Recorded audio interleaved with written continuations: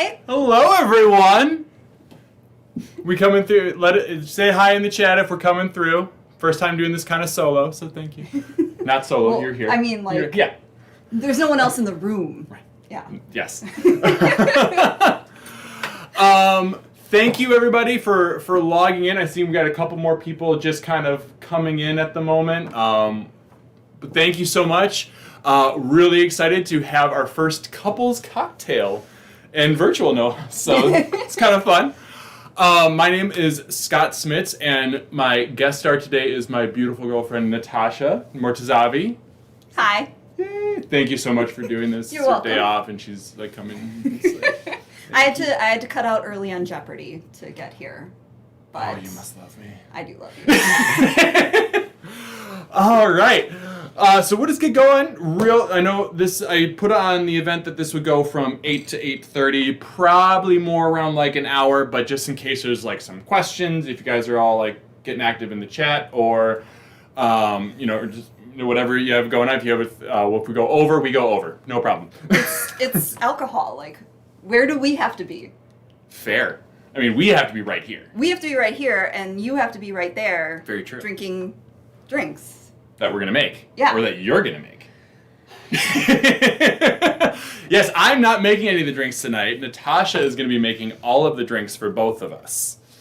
So that should help everyone at home, because I don't really make drinks anymore, because you make drinks. Hi. And I drink the drinks. So for everyone stumbling along with us, I will be stumbling with you. So hopefully, like, I ask the questions that everyone might be stumbling over. You're always very good at questions, so thank you for doing that. If you have any questions throughout the stream, please go ahead and throw it in the chat. I will be doing my best with the chat here. Go Packers. Thank you, Eli. Hi, everybody. Hi, Matt. Hi, Annie. Hi, Don. Hi, my mom. Hi, everyone. Thank you again so much. Real quick, we're going to go through the tools and then the parts list of what we're going to be using today. So first thing we're going to need is a shaker. So if you have one of those, either this is a Boston shaker, or if you have like this kind of style, which is like a cobbler shaker, either will work, but you're going to need something to shake drinks with. You're going to need a jigger or a measuring device. These are the kinds that we'll be using.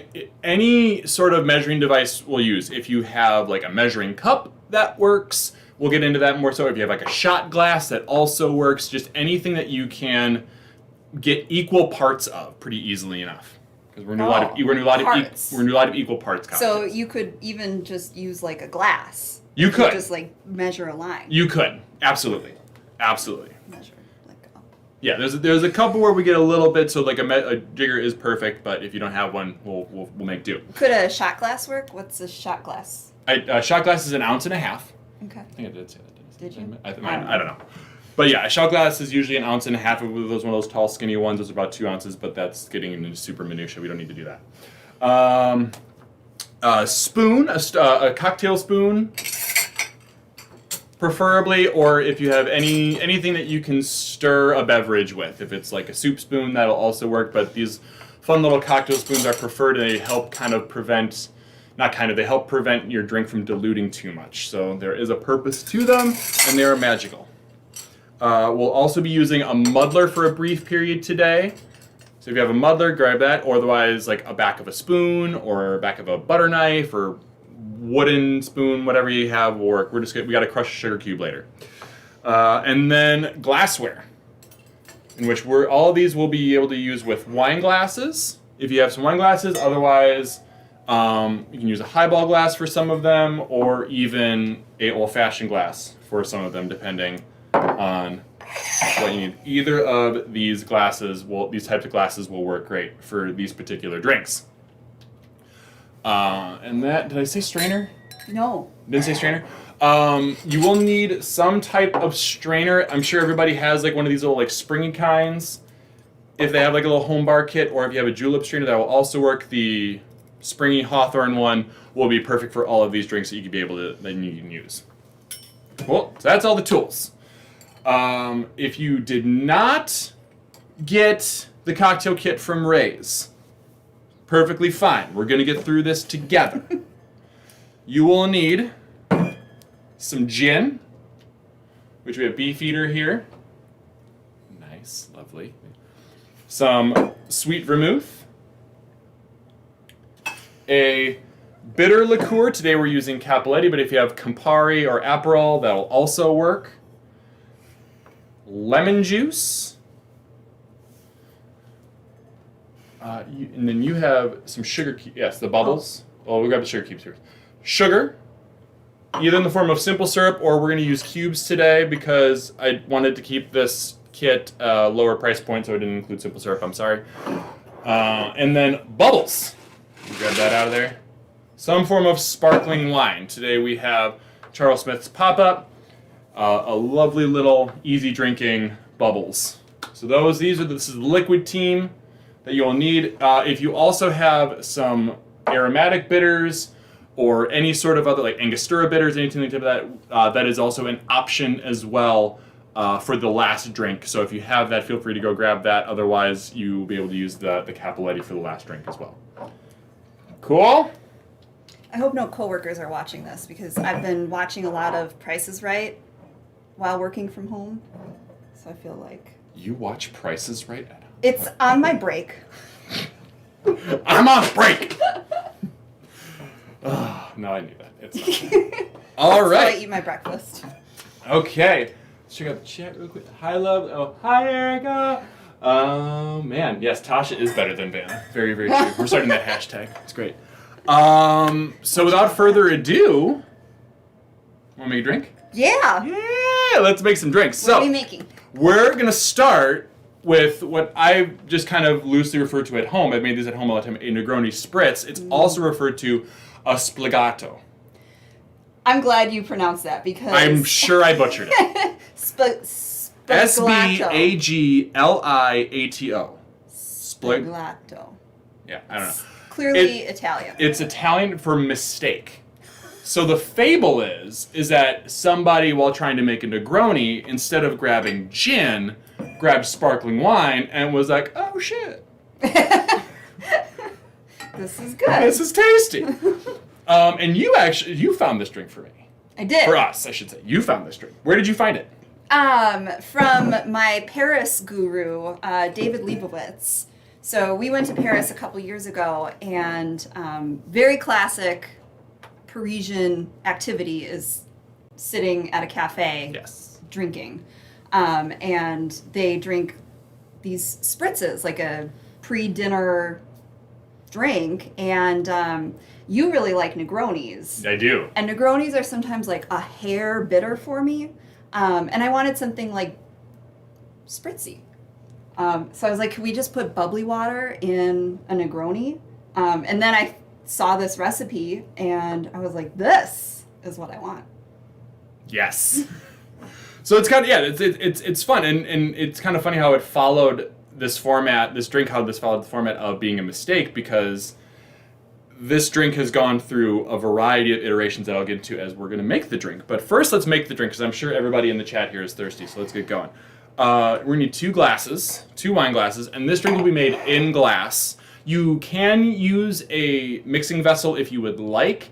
However, one thing that I love about this drink is the fact that you can just make it in glass, and it's super, super simple. So first we're going to grab the gin. Not gin. I lied. I don't know why I put gin over here. I'm already skipping ahead. We'll start with the vermouth, and you're going to do 1 ounce vermouth in each glass. Okay. No ice or anything? You can add ice now, or you can add ice later. What should I do? I tend to do the team first and then add ice because I don't want the drink to dilute too much over time. Okay. So for the people that don't have any sort of measuring device, if you have like a shot glass, just do a shot or half a shot. Just remember what you poured in there because you're going to do the same amount for your bitter liqueur, your Cappelletti. Can I use the same You can use the measure? same one. Okay. Here, you can close that up. I will close this up for you. So this is a French, Doulin is a French vermouth, and this is an Italian bitter liqueur. However, both categories can be, they hail from, there are Italian vermouths and there are French vermouths, and they have slightly different characteristics. I like this particular one for this particular drink because one, it's a great price point, comes in really nice little half bottles like this, and I like how it plays with the bitterness of the... Oh, that is full. Careful. You got it. I believe in you. Yeah. That's gonna be yours. Wonderful. So now I would add some ice. Okay. How much? Just like half the bowl. Just like... Oh. Not half the bucket.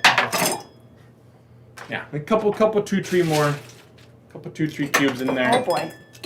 Like that? Perfect. Okay, and Perfect. then A couple more in there. Yep. yeah, is that good? That's perfect. Okay. So now that we have the fortified team in here, now we just add bubble to it. Okay. So here, let me get a bottle opener for this. Yes, please. So this is sparkling, and it's got a bottle cap? It has a crown cap, yeah. So this is Pop Up by Charles Smith. This is, he's a winemaker out of Washington State and wanted to really create a type of product that was less intimidating than a bottle of champagne while providing something of good quality. So this is one thing that's really, really cool about this product. It's a single vineyard product. So all of the grapes, which are all 100% Chardonnay, come from one single vineyard. And it's like $10. Wow. It's fun. It's super, super fun. So, and then just do a 3 count. This is where I do get a little fast and loose. Like, I don't necessarily measure out bubble because I have a hard time measuring out something effervescent into a glass.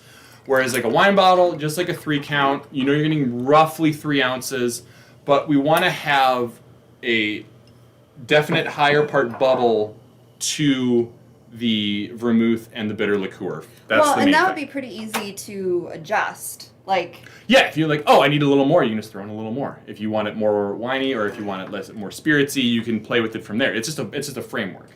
And then garnish is just a lovely little orange wedge. And just squeeze that in there. pretty. Bink. Cheers. Woo. Here, I'm gonna give the kids at home a little. Huh? Yeah. Huh? So if you have made this drink, I'm seeing how much, 1 ounce. Yes, 1 ounce vermouth. If you have made this drink, go ahead and 1 ounce of each of the. 1 ounce right? each of vermouth and bitter liqueur. Bitter liqueur. Mmm. And if you made it, go ahead and throw in the chat what you think of it. If you hate it, love it, are already on your second because I crushed these. Yeah, this is pretty good. Like, so I'm not a fan of super bitter stuff, and this is like just the right amount of bitter and sweet, and like floral. Yeah, I've never had this wine in this kind of cocktail. Classically, you would use Prosecco for this. Classically, mainly because it's a little sweeter and it cuts through the bitterness.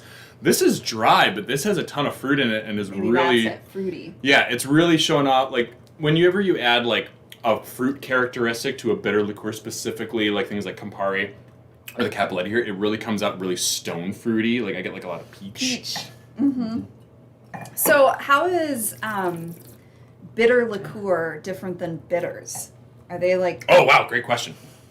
So bitter liqueur at its sense is going to be sweetened, whereas bitters is not sweetened. Even a bitter How is liqueur. it so bitter if it's sweetened? Because there's still sugar added. Okay. Bitters is just usually a base of gentian or other bitter herbs, and extracted from alcohol. And like you can make it at home by like mixing a bunch of herbs with like Everclear, and you can make bitters. Bitters are funny that way because they're technically under the FDA like not considered alcohol. Yeah, but they're like incredibly you can buy them at the grocery store. Right. Like as a child. Right. And that was like because Angostura did a lobby back in the early 1900s, and like got it made so that bitters didn't count as booze. Because Prohibition? No, this is right after Prohibition. I'm sorry, right Okay. after Prohibition. So like Okay. 1930s. Okay. Yeah, it's wild. That is. Yeah, but like I wanted to make this drink for another reason too. So like this whole kind of cocktail kind of thing is like it's we're having a date, right? Yeah. It's a little date night. So this is like your aperitif. Comes over and it's like, oh, I got these fancy cheeses and these crackers and something to have with them. Because usually as we were talking about in Italy and in France, during your cocktail hour, this is a drink that you would have while you're snacking like in the late afternoon, early evening. Because they eat at like 9 p.m. Right, so you have like a little snack at like 5 with like a drink, and then you eat super late. I see myself drinking this, like making dinner.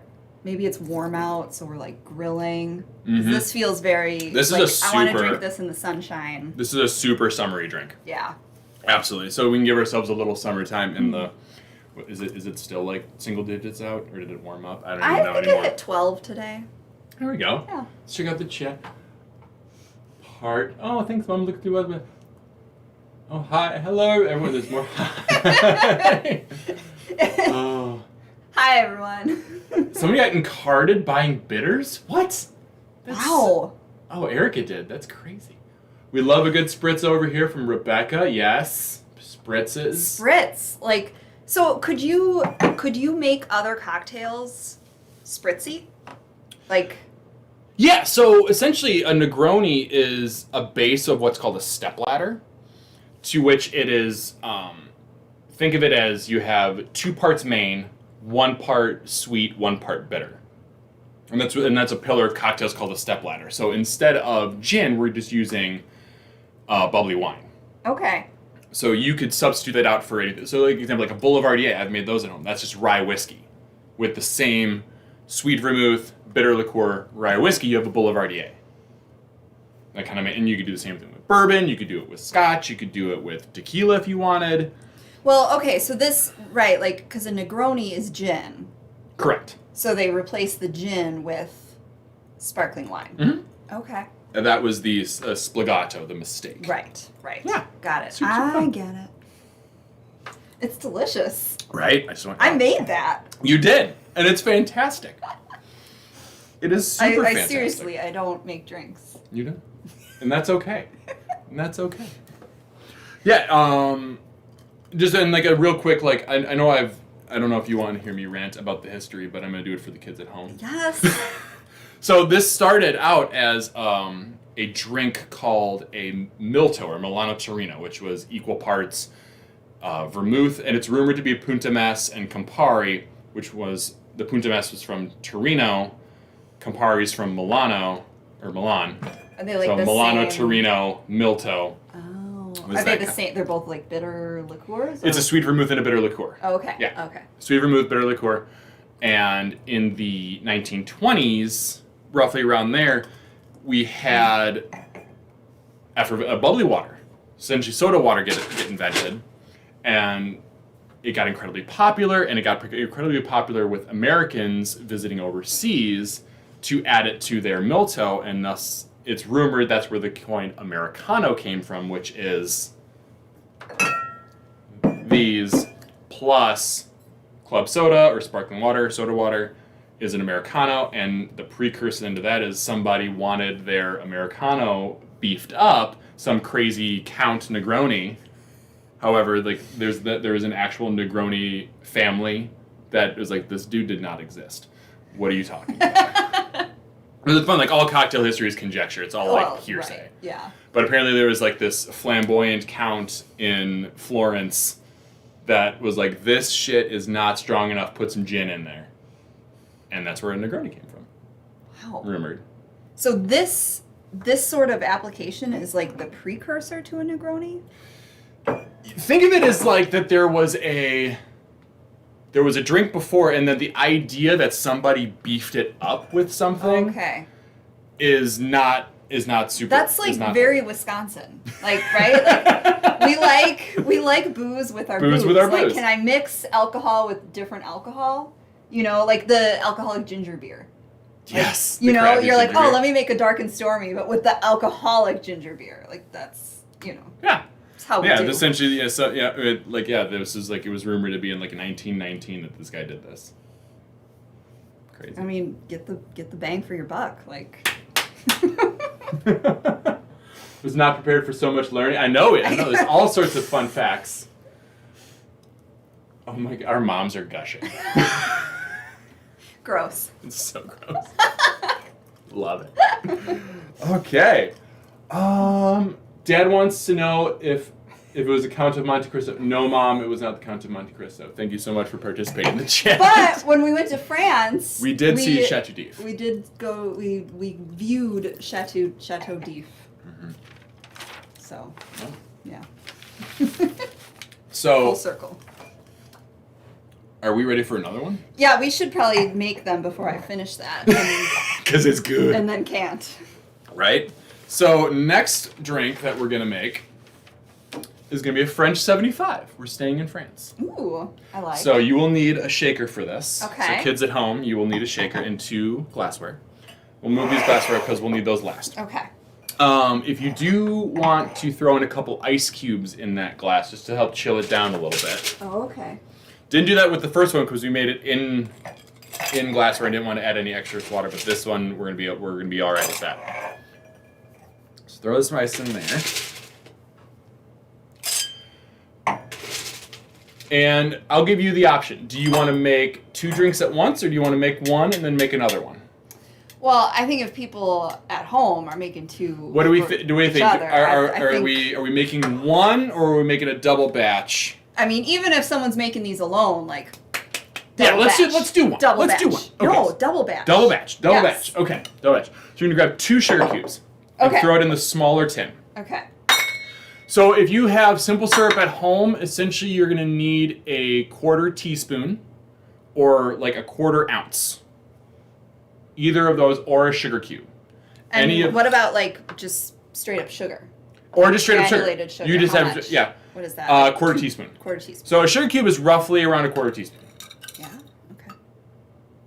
Like it's I believe you. yeah.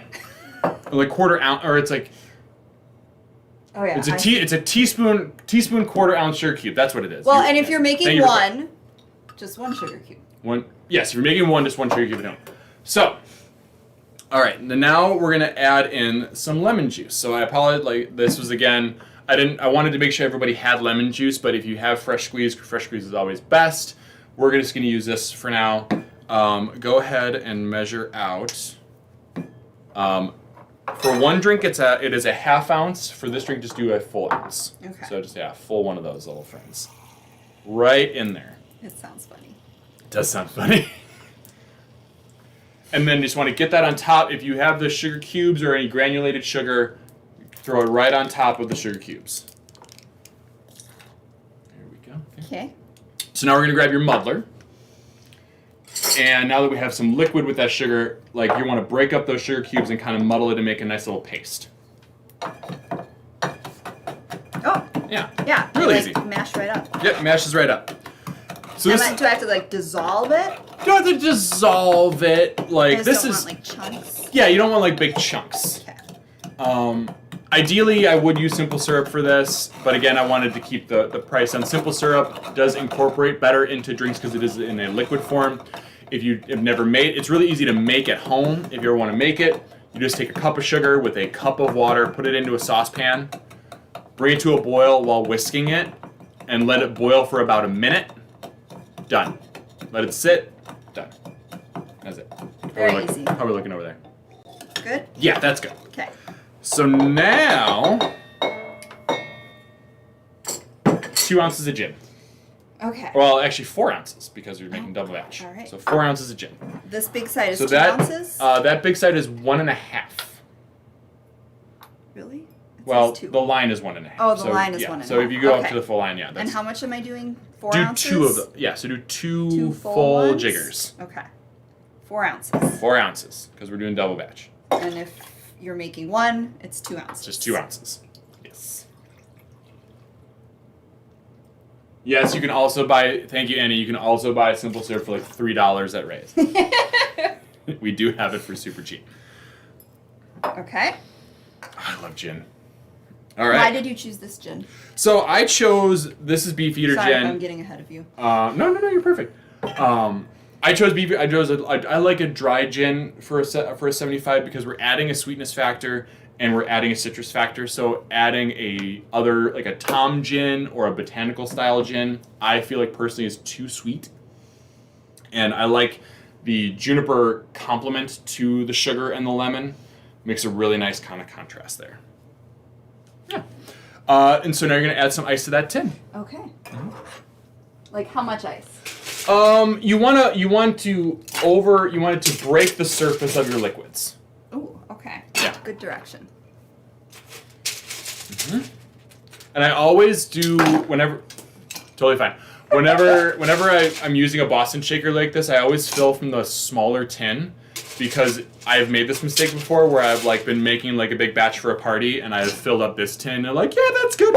And then I went to put this on top and it was like liquid was coming out the side because I overfilled this tin. But if you do this one, you're going to get a seal and that's what you want to do. So go ahead and throw that on top. Just set it on top and give it a nice little pat. There you go. And shake it for about 30 seconds. Yeah. Scary. Perfect. Wonderful.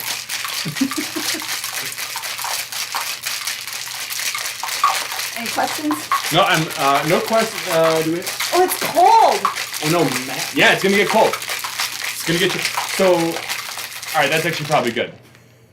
So like you could kind of hear it the ice start to dilute and dissolve a little bit, and it's because like this ice isn't as like super nice cocktail ice that you would find in a bar. It's like I try to find something that would be like your normal kitchen ice. So like 10 to 30 seconds, and you just kind of want to listen to it. So now flip it over and give it a good pat on the side there, right there. Because you want to break the seal. Like on the Yep. little one or On the big one? The big one.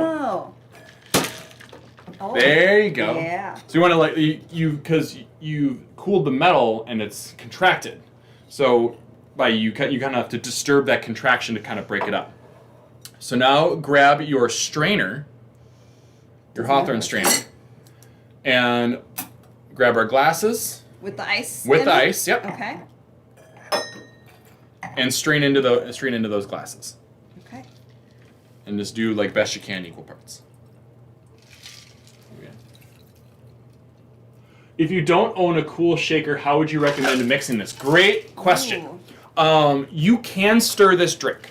So the main difference is as to why you would shake a drink versus stir a drink is I always shake citrus, and if there's no citrus, I stir. So the fact this has lemon juice, I shake.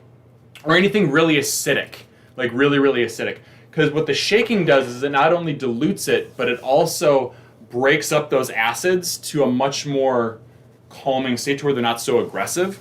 And you also aerate the drink. So you add a little bit extra bubble and texture to the drink on its own. We're going to add even more texture because now add a nice little 3 count of bubbles.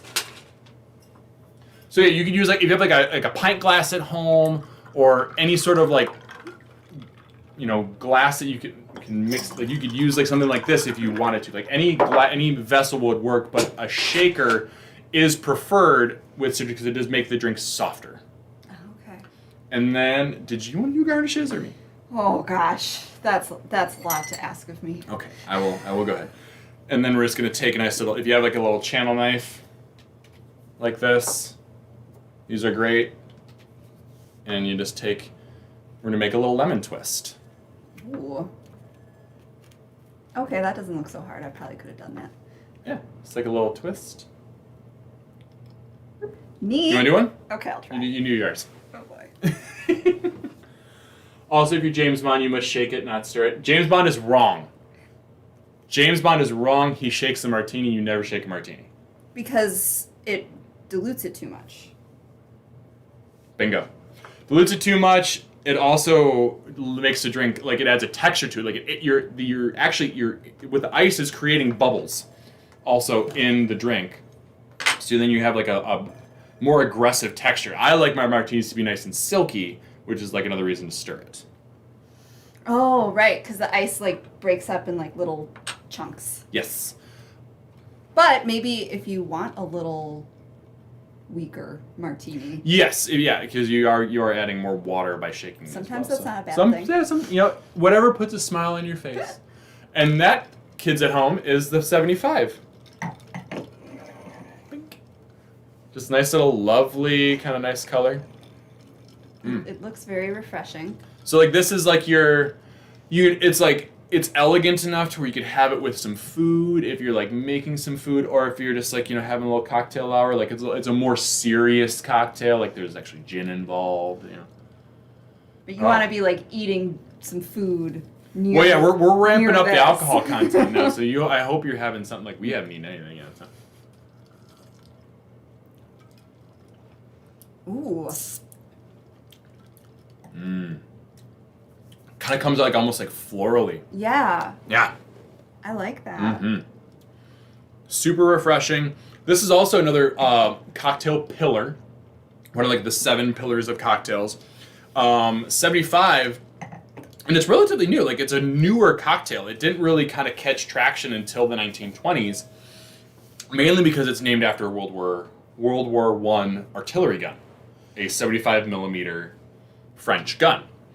And the whole rumor behind the thing is like it's very vague as to where the name came from. Well, I'm sorry, who invented the name with this, because there is a drink back in the 1860s called a champagne cup, which is bubbles, so like usually champagne, lemon, sugar, and ice. So we have all that. So it's very, very possibly common to think that somebody probably just threw a shot of something extra in here. Well, so kind of the same Same scenario we just talked about. Mhm. Like someone's like, you know what? Let's put alcohol with our alcohol. Exactly. God, it's good. But this is the other kind of fun thing about a 75 is, especially if we're taking it off of the precursor of a champagne cup in the 60s, gin wasn't as available as brandy, or specifically cognac was at that particular time, which is the disputed OG French 75 is made with cognac and not gin. Oh, that would be a very different flavor, though. It would be. So there's some dispute. Okay. One of the first ever penned 75, like the first published recipe for 75, involved gin, applejack, grenadine, and lemon. Oh, so they put both. They put both in there. Well, and applejack is essentially a chaptalized apple brandy. Oh. Chaptalized, sorry. Sugar added. Okay. A little bit of sugar added. Okay. Otherwise it would just be like a brandy. But like Okay. applejack is its own thing. Yes. Got it. There's Laird's, like I'm going to use Laird's as an example. There's Laird's apple brandy, and then there's Laird's applejack. Applejack is slightly sweeter because it has sugar added. That's what Sean and Mikey drink. Yeah, they love Laird's. Yeah, it's super delicious. Yeah, it is tasty, Liz. Yes, it is super tasty. And yeah, it'll kick you in the ass. Mm-hmm. I can tell, like 2 sips. That's like where the name French, because it'll hit you like a 75 millimeter shell. That's clever. Right. So this is a drink that was rumored to really catch traction also in Paris at a place called Harry's New York Bar. Oh. Mm-hmm. Harry's New York Bar, also famous for the Bloody. Supposedly the place where the Bloody Mary originated was apparently at Harry's New York Bar in Paris. So they must have had a creative... Cocktail culture in Europe was huge. Like, because especially during the 20s and 30s, like, we were in Prohibition. They were just getting lit. We were doing bathtub. They're probably toasting to the Americans. We're doing bathtub gin, and they are just like... They're like those Americans. Pour one out for the Americans. Mm-hmm. Yeah, this is one of my favorite drinks. That's really delicious. Mm-hmm. And like, I don't know, gin has always been I tiptoe into gin, or at least I didn't like gin when I met you. You did not? No. And this is like, especially for such a dry, like, evergreen gin, like this is really, it's very light. Like it's more floral than Christmas tree. Yeah, and if you add like the cognac with it, it almost makes it like more like savory and rich, but still keeping that like effervescent kind of style. It's wonderful. Yeah. I can't believe this drink is named after a World War II machine gun, right? And that's like, it's funny. There's some people that say that because of that, the fact that it's named after a round, to not put it in a wine glass, but to put it in a Collins glass like this, because it resembles the shell. Like Yeah. Isn't that like it's so cool? That's pretty cool. Randall T. Anderson first taught us about the French. Yes, shout out to Randall T. Anderson. Milwaukee's cocktail legend. Yes, love that guy. Yeah, super delish. Yeah. All right. So yeah, like I've seen a couple people that are really digging this drink. Is it? If you feel free to share. Like if you've loved it, hated it. Yeah, I want to I want to know if people hate these drinks. I mean, how can you? I mean, how can you? But like, right. I don't know. I'd be curious because like, what about it is polarizing? You know. I think that like you said, like gin can be pretty intimidating for people because like it had, especially in like the like early what we'll call like the cocktail renaissance, like the 90s, like it got like this rep of being piney and very, very full, and it does have like these like sprucey characters, but it's also like really lemony and citrusy. Yeah, I really like the citrus that I get out of it. Yeah, it's good. Oh, there's lots of hearts. Lots of hearts. This really makes me miss going out to actual good cocktail bars. Yes, same. Yes.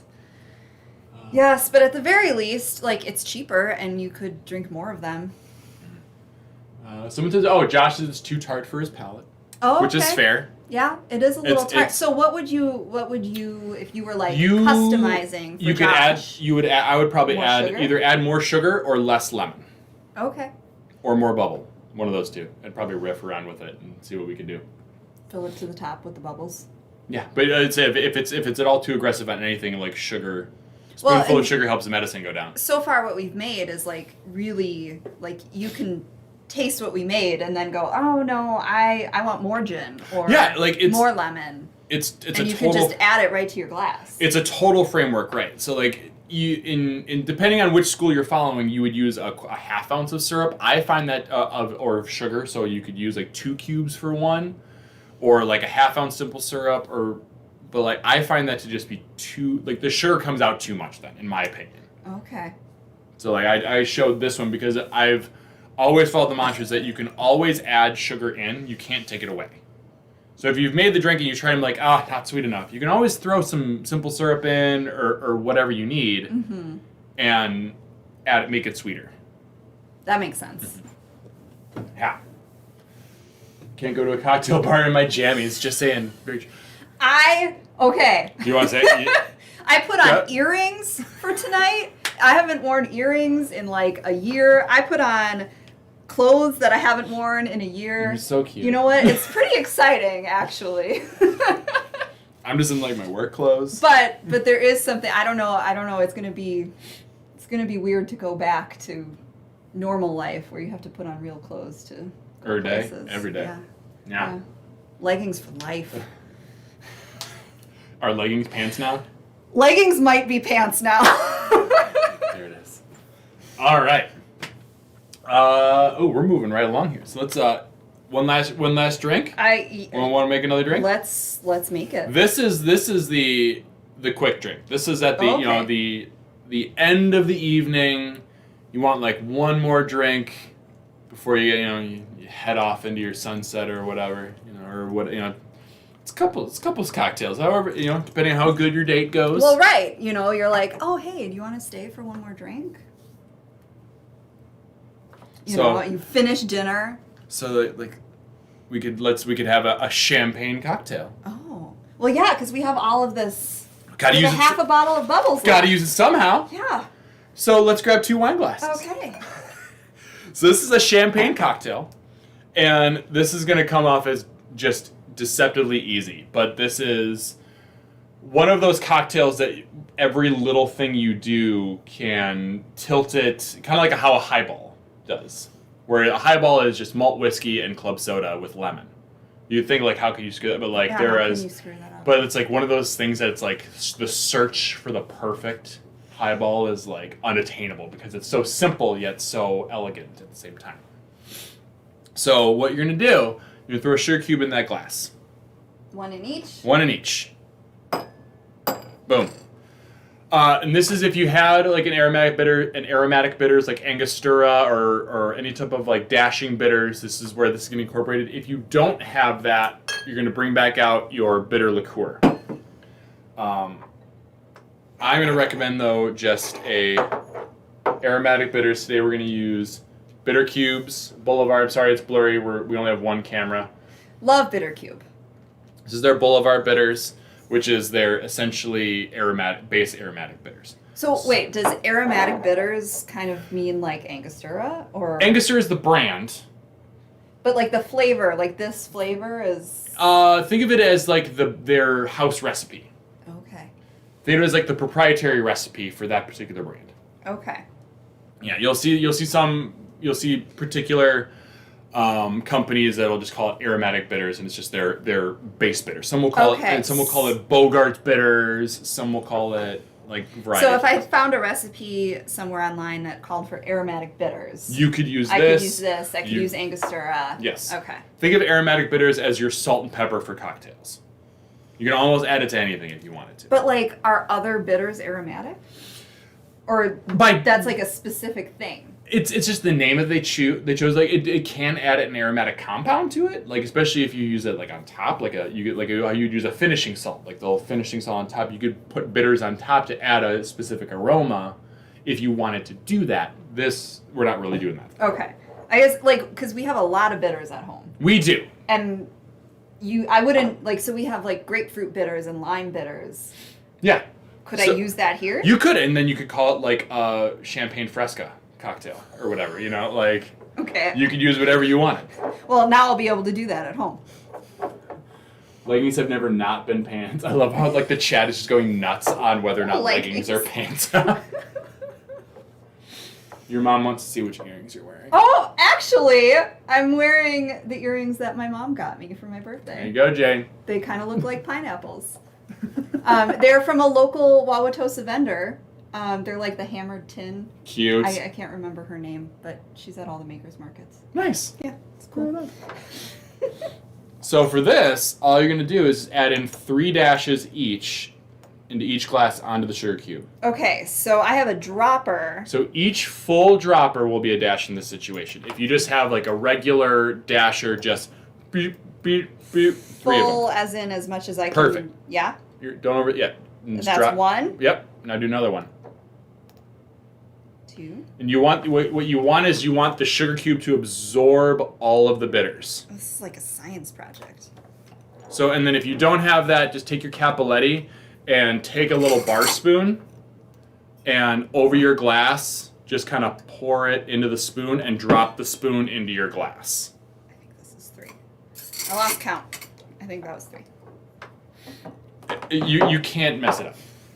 I mean, well, you kind of said that you can only make it better. Okay.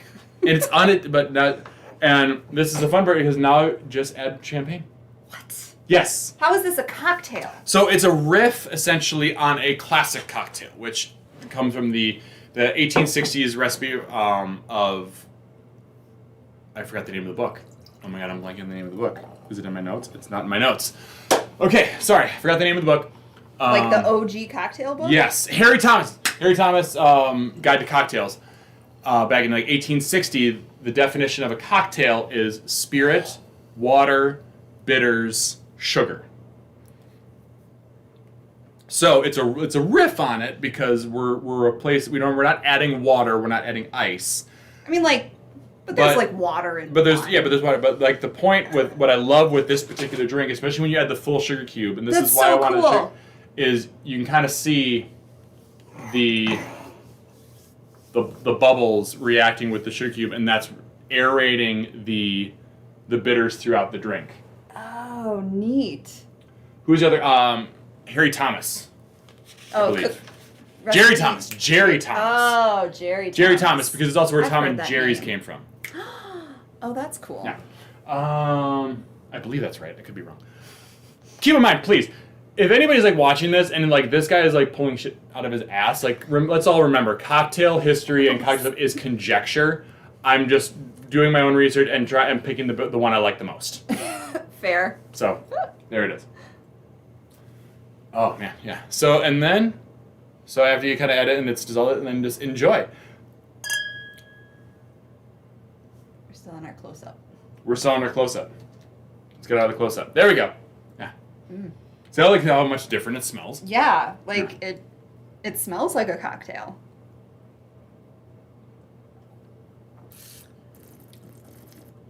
Ooh. Oh, that's good. That's so simple. So a champagne cocktail is also referred to as the French toast of cocktails. As in the French toast? Or like No, French toast? French toast. Because classically, if you were using champagne uses what's called a reserve wine, into which is really, really old wine that they just throw in to age longer in bottle. And it adds this really nutty, bready flavor. Like sherry? This is yes, exactly. This is a much more fresh style of wine. But these are great at home if you have opened up a bottle of bubbles and you don't know what to do with it. We had a party yesterday. There's like this half bottle of bubbles that we never finished. It's so good. Make a champagne cocktail with it. Oh my gosh, that's brilliant. Because the sugar will help re-aerate any you lost get instant carbonation. bubbles. Mm-hmm. And like, I don't know, sometimes, like, not that we have trouble finishing a bottle of sparkling wine, but Very fair. You know, Very, very if fair. if you're opening it for like just a spritz or two, Exactly. or a mimosa in the morning, like then you could have this at night. Yeah. Yeah. I love it. It's delicious. So you kind of have to kind of reiterate, you have your pre-dinner drink, you have your dinner drink, and you have your post-dinner drink. So it's like a lovely little like kind of date night 3 ways. Hence the couple's cocktail. So champagne cocktail, like that doesn't even sound like a specific drink. It sounds like a framework, but it is like if somebody was like, "What's a French 75?" I'd be like, "Oh, it's a champagne cocktail." But oh, sure. You know what I'm saying? Like yeah, this is so something specific. you're getting real like minutiae in that aspect in which like I if want to someone's know. actually it's not a cocktail because it doesn't involve bitters or whatever. Like oh, which would be this guy. right. And this certainly doesn't have water added. So, but it's a riff. It's like a play on it kind of thing. Well, I mean, there's tons of stuff we drink at a cocktail bar that doesn't fall into that strict frame. Yeah. Is it like they took the old fashioned cocktail framework and instead of whiskey and water, they just threw in sparkling wine and threw from there. But what I love about these particular drinks, and I want to make them more at home, but we don't open enough sparkling wine, is you have infinite combinations of all the bitters that you can add, all the different sparkling wines you can add. Then that's why it's like such an elusive cocktail. Like each individual bar will have like their house, or at least like cocktail lounge will have like their house champagne cocktail, like how they make it. Oh, okay. Kind of thing. And depending on the bars that you're going to, it'll be drastically different. I want to go to Bryant's and order their champagne cocktail. I have no idea what they have there. I don't know. Someday, maybe we'll get to go again. I saw someone mention I think Erica mentioned Bitter Cube with like so many flavors, and yes, like it makes me want to try different flavors. Like we've got it's not Bitter Cube, but cardamom, right? Yeah, we have Fee Brothers cardamom bitters. Cardamom bitters, like I bet that would be that'd really be delicious in here because interesting. I find like cardamom bitters almost has like a flat cola kind of, and you see a lot of like new bitter companies that are coming out with like cola bitters kind of thing, and I think they're using a lot of like cardamom and vanilla. Could you use orange bitters and it would be like mimosa-y? You could try. I'm gonna try. You can absolutely try. Now I know how to make it. You do. So you're gonna make cocktails at home now? I mean, let's be real. Probably not. But right? Oh, good. But now I know that I could. You absolutely could. Like this is pretty easy, and like, you know, if like there's still this much left, and pour it in your glass. you could just keep pour it right in your glass. filling it up. Yeah. Or save it for the morning. Or save. Let's see what we got going on here in the chat. Somebody doesn't like it, bad smell, and then it was told to shut up by their significant other. I'll give you a guess who that was. I remember having a New Year's party years ago, and the champagne cocktail was my signature drink that night. I can see why. It's so good. It's so good, and it would be so easy. Like, okay. Hear me out. Like, imagine this. Like, you have, like, all your glassware set up with the sugar cube and the bitters in it, and then everyone can just, like, serve themselves, like, pour the champagne on it. Oh, we could be so fancy and have, like, the big tub of just bubbles. Yeah. So fancy. So fancy. Someday. So many drinks. Yes, sorry. This was a lot of drinks in such a short amount of time, so if anyone's consumed all of these, like, I'm... God bless you. Good luck. At least you're at home. Yeah, sorry, not sorry. Bottoms up, drink up. Yeah, Mom. That's that retired life. Let's see what we got going on here. You can't drink all day. Can't drink all day if you don't start in the morning. There it is. Mm-hmm. Oh, man. Awesome. Yeah, so those are the 3 drinks that I came up with today. What's your favorite? I think a champagne cocktail is my favorite. Yeah? Yeah.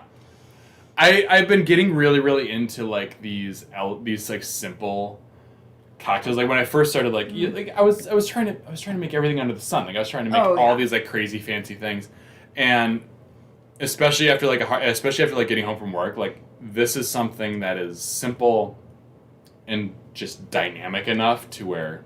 Well, I would love to like open. I mean, especially what was this? $10. This I can't call it champagne. Sparkling wine. Like $10. That's totally affordable to open at dinner on just any random day. Yeah. And then you finish your night with this. And this is not the only like there is a conception with sparkling wine that it is meant for like celebration or fancy. It is one of the best food pairings ever. When in doubt, go with bubbles. The only thing that I wouldn't really pair with any sparkling wine or any dry sparkling wine is anything really, really spicy. In which then I just say get something sweeter, like a demi-sec or a prosecco, and then it pairs. It is an almost neutral pairing for any meal. And then if you have a little bit left over, throw a little bit of simple syrup or throw a sugar cube with some bitters, and you have a cocktail. Beautiful.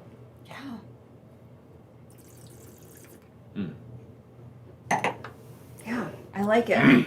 I'm kind of torn actually between these two though. You two were so fun. Thank you, Michelle. Thank you. Champagne cocktail. Oh yeah, throw in the chat. What's your favorite? What's your favorite drink? Oh. I see. Jane loves a champagne cocktail. It's also my personal favorite. Yeah. This though, like you love I the Spritz. love this. Mm-hmm. This just makes me want to be outside on a patio, like sunshine. This makes me miss warm weather, and I love winter. But it's very rich.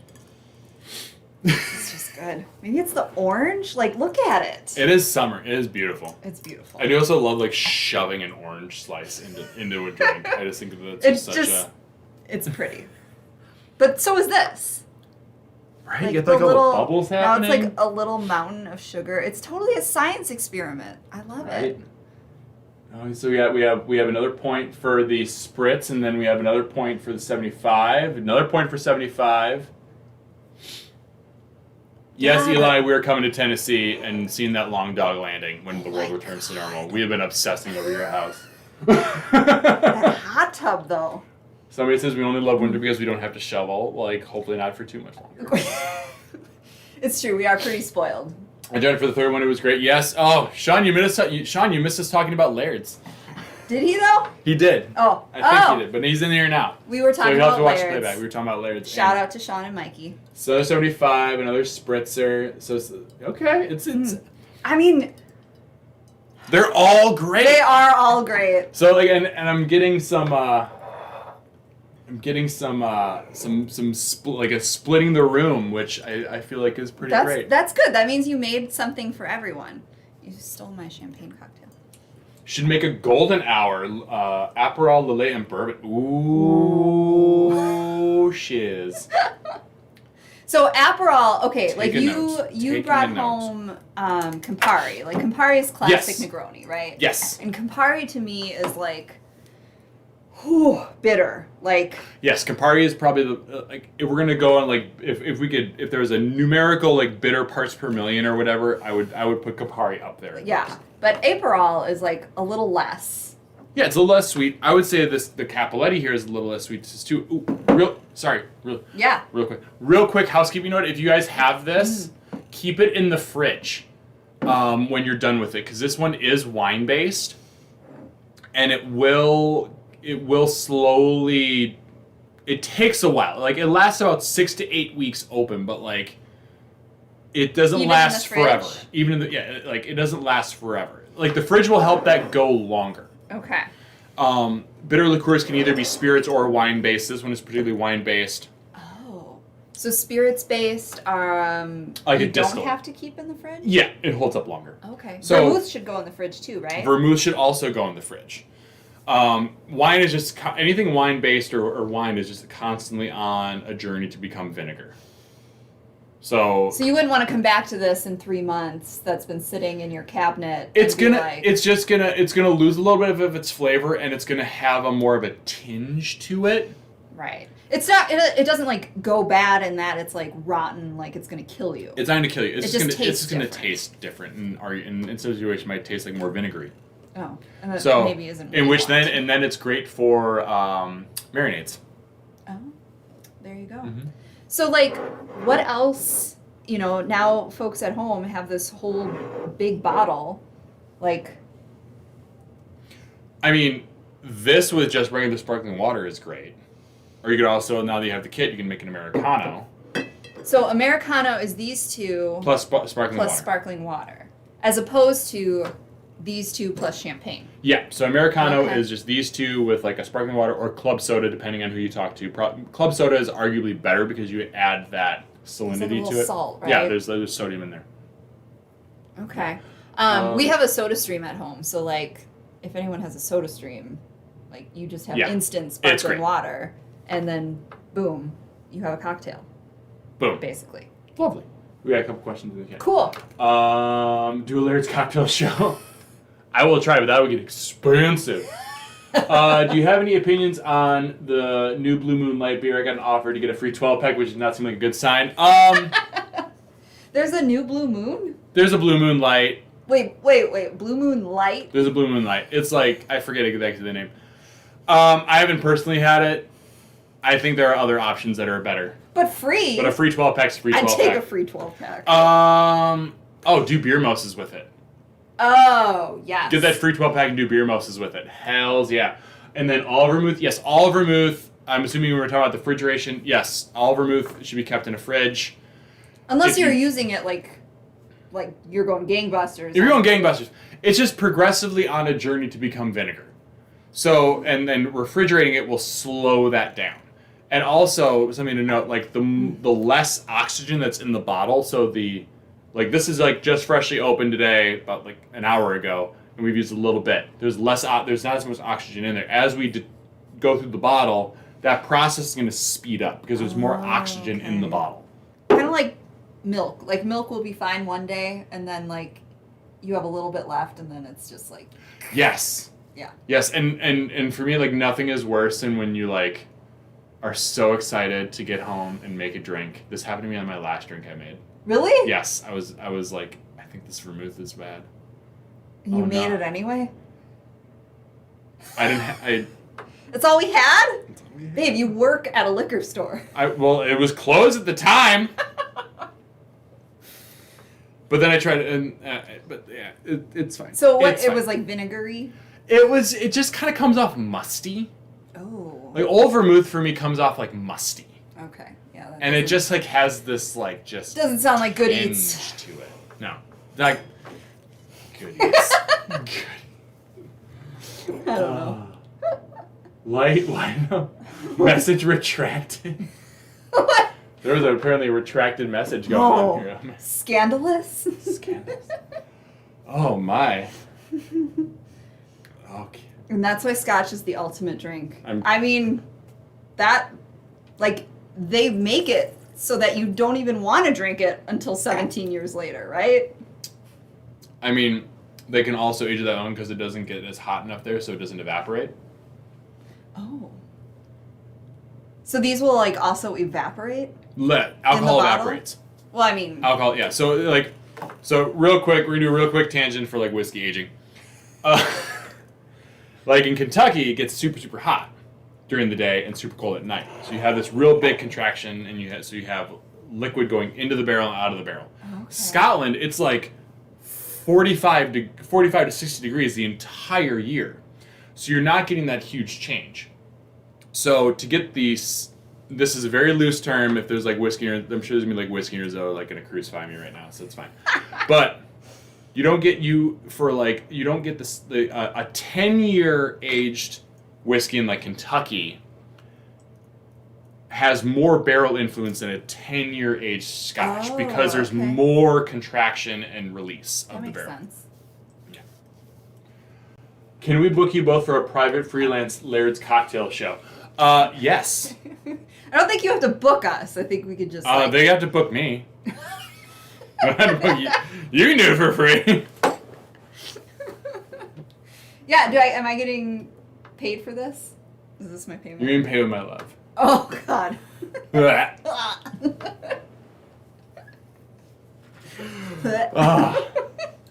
No. Yeah, I don't know. Like, I clearly have consumed more of this one, so maybe this one's my favorite.